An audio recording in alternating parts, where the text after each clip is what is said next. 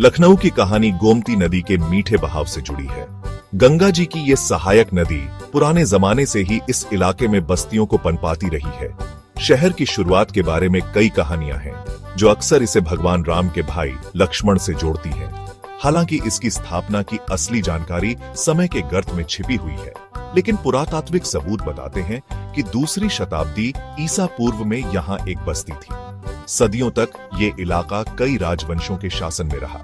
मौर्य, गुप्त और हर्षवर्धन सभी ने अलग अलग समय पर इस क्षेत्र पर राज किया। इस दौरान लखनऊ एक छोटा सा लेकिन महत्वपूर्ण व्यापारिक केंद्र था, जो व्यापारिक रास्तों पर अपनी अच्छी जगह होने के कारण फायदा उठाता था। गोमती के आसपास की उपजाऊ जमीन ने इसे खेती का केंद्र भी बनाया, जिससे इसकी समृद्धि और बढ़ी। लेकिन 13वीं शताब्दी में दिल्ली सल्तनत के आने के बाद ही लखनऊ ने प्रसिद्धि की ओर अपना सफर शुरू किया। दिल्ली के सुल्तान, जो अपना राज्य बढ़ाने के लिए उत्सुक थे, इस क्षेत्र के महत्व को पहचान गए। उन्होंने लखनऊ में अपनी मजबूत पकड़ बनाई, इसे आसपास के इलाकों को नियंत्रित करने और टैक्स इकट्ठा करने के लिए एक अड्डे के रूप में इस्तेमाल किया। दिल्ली सल्तनत और बाद में मुगल साम्राज्य के शासन में लखनऊ आकार और महत्व में बढ़ता गया। नई इमारतें बनी, व्यापार फला फूला और आबादी बढ़ी। हालांकि शहर की किस्मत हमेशा के लिए बदल गई, जब एक नई ताकत आई, अवध के नवाब। 18वीं शताब्दी लखनऊ के इतिहास में एक महत्वपूर्ण मोड़ थी। कभी भारत में सबसे बड़ी ताकत वाला मुगल साम्राज्य टूटने लगा। इस गिरावट का फायदा उठाकर महत्वाकांक्षी प्रांतीय गवर्नरों ने आजादी की घोषणा कर दी और साम्राज्य के खंडहरों से अपने अपने राज्य बना लिए। ऐसा ही एक गवर्नर था बुरहान उल मुल्क, जिसने 1722 में लखनऊ को अपनी राजधानी बनाकर अवध का स्वतंत्र नवाबी राज्य स्थापित किया।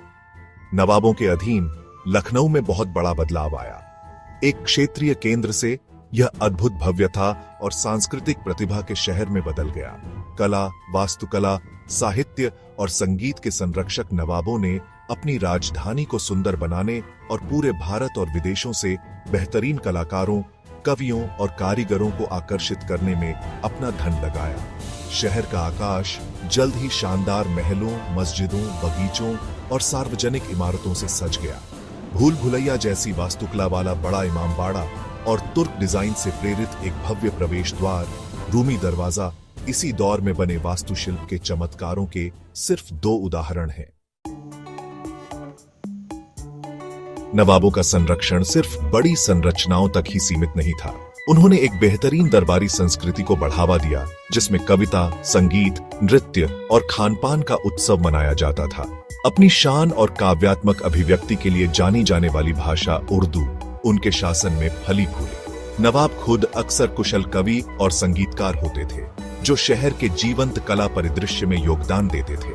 के नाम से जानी जाने वाली लखनऊ की प्रसिद्ध वेश्याओं ने इस सांस्कृतिक विकास में महत्वपूर्ण भूमिका निभाई। संगीत, नृत्य और कविता में उच्च शिक्षित और कुशल, वे अपने आप में कला की संरक्षक थीं। उनकी अपनी बौद्धिक और कलात्मक परिष्कृतता के लिए प्रसिद्ध थीं, जो शहर के खास लोगों को आकर्षित करती थीं और कलात्मक आदान प्रदान और सामाजिक टिप्पणी का एक अनोखा मिश्रण तैयार करती थीं। इस युग में विशिष्ट लखनवी व्यंजनों का भी विकास हुआ, जो मुगल, अवधी और फारसी प्रभावों का मिश्रण है।